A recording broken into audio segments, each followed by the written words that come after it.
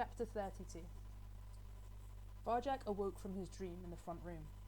It was still dark outside as he looked around. The family were gathered round him in a circle by the Contessa's empty armchair. His mind was like the sky after a storm. Everything was clear and sharp. He knew what he had to do. With one leap he sprang onto the red velvet armchair.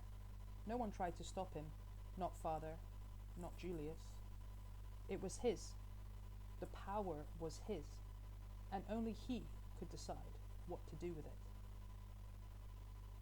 "Now," he said, "I need the truth. Has anyone seen the Contessa since the gentleman came into the house?" They shook their heads. "So, unless we do something ourselves, we're at his mercy. How often is he here?"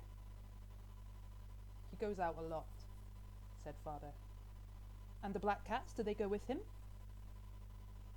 "Varjak, you're head of the family," said Julius. "I'm not disputing that.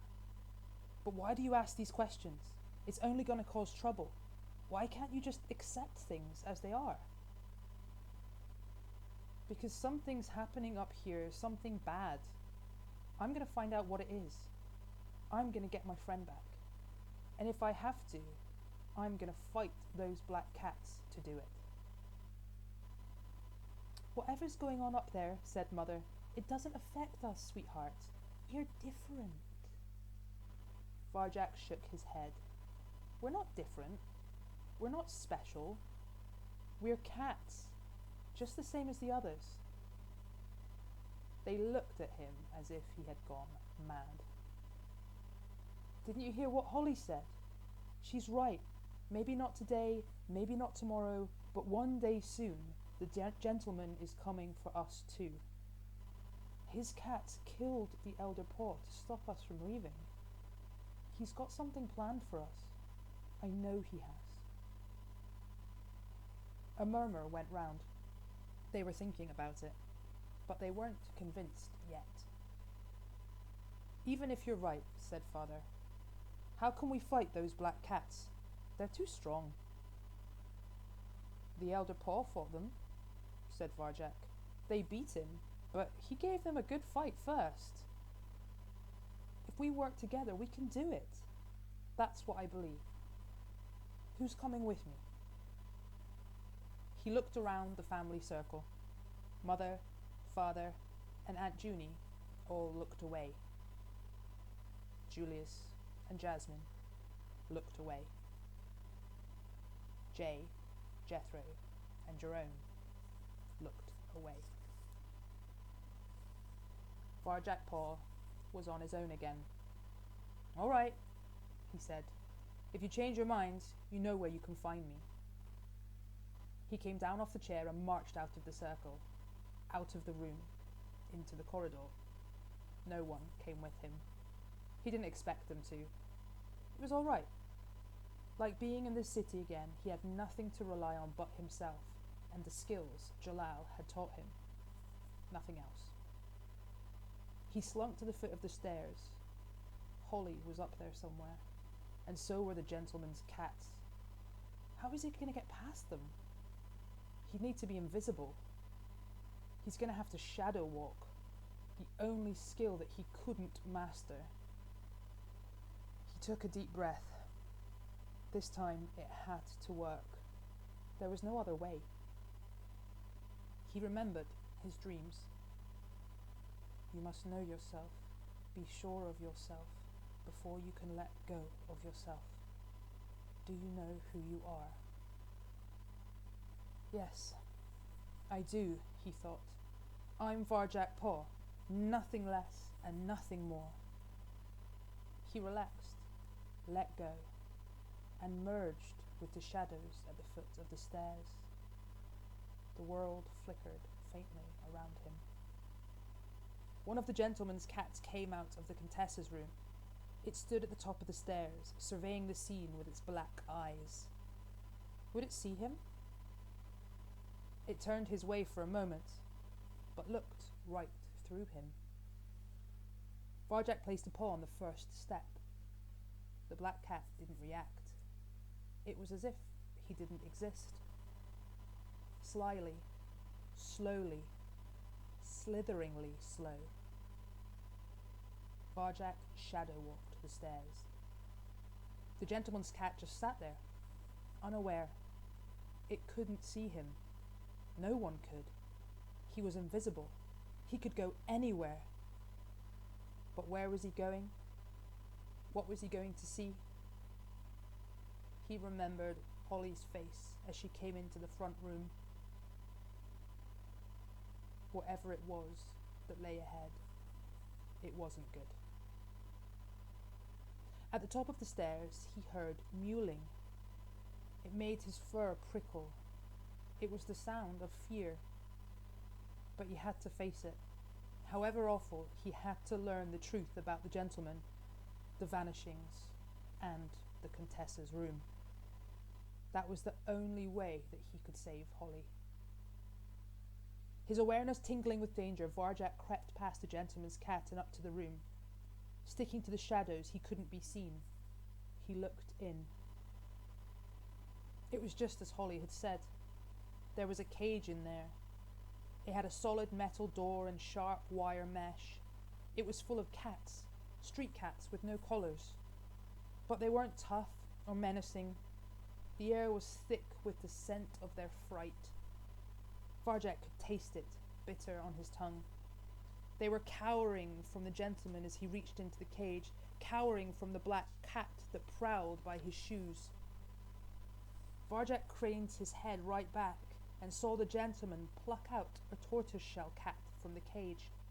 She was mewling pitifully. So were the cats around her. The gentleman closed the cage door and locked it up with a lever. Varjak had to hold himself still as the shiny black shoes clicked past, just a whisker away. The gentleman was carrying the tortoiseshell out of the room, dangling her by the scruff of her neck. The black cat stayed behind, standing guard over the others. It took all Varjak's control to remain there in the shadows. The urge to flee clawed at his chest. The cage, the cats, the smell. It was like a nightmare. But he had to trust himself, be true to himself. Downstairs, he had known that it was right to come up here, and it was still right. There could be nothing worse for a free cat than to be locked up in a cage like this. Even if it never affected the Blues, this was more important than family, more important than anything else. He had to find a way to release Holly and the others. But where was she? He looked into the cage again, and finally glimpsed her in a corner. Holly was all right. Varjak could see that she was talking to someone, a thin, frightened-looking chocolate-brown cat. Was it possible? Varjak looked closer. His heart skipped a beat. It was Tam! There she was, scared, but still alive after all this time. So Holly was right about the vanishings. This was where they ended up. But why? Where's he taking that tortoiseshell? Holly was asking Tam. What's he going to do with her? Tam shook her head. We don't know, but that's the end of her. Once he picks you, it's over. She shuddered. It doesn't take long, said another cat. In the shadows, Varjak's scalp prickled. What didn't take long? What was going on here? And why was his mouth so dry? Can't we get out of this cage? He heard Holly ask. Think we haven't tried, said Tam. It only opens from outside, and even if you could open it, how are we going to get past them? Those black cats are the ones who got us in here in the first place. Varjak felt cold. It was that strange sensation again, being watched by something not quite alive and not quite dead. He felt it downstairs when he met a black cat's eyes. What did it mean? It couldn't be coming from the black cat this time because it wasn't looking at him. Throat tightening, only just holding back the fear, Varjak followed his awareness, and now he saw where the sensation came from. It wasn't one gaze he felt, but many. There were other cats in the room, heaped up in a box. They didn't move, didn't talk, didn't breathe. He looked into their eyes. They were wide open, but they didn't blink. They weren't eyes at all. They were shiny, coloured glass with a black slash through the middle. Varjak's head began to spin. What was it Holly had said? They're not alive. No. They were just like the toys in the city, but turned off. The gentleman came back into the room. He was carrying the tortoiseshell cat. But it wasn't quite the same anymore. It had become totally still. It didn't move, didn't breathe, didn't blink its glassy eyes. It had a new collar tight around its neck. The gentleman touched the collar, and as it opened its mouth to speak, Varjak knew with awful, sickening certainty what the words would be. "I'm very well, thank you, please," said the tortoiseshell in a hollow little voice. Its smiling head nodded up and down, until the gentleman touched its collar again, and it was still once more.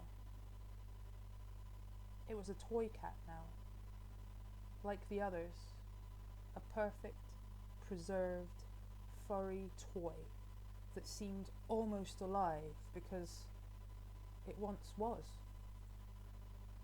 So were the rest of them, every last one, not quite alive, not quite dead, not cats anymore, but toys.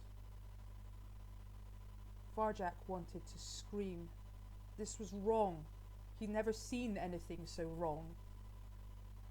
The gentleman placed the tortoiseshell carefully in the box and riffled through it, counting up his toys. Varjak turned his eyes away from the sight, and the cats in the cage began to howl.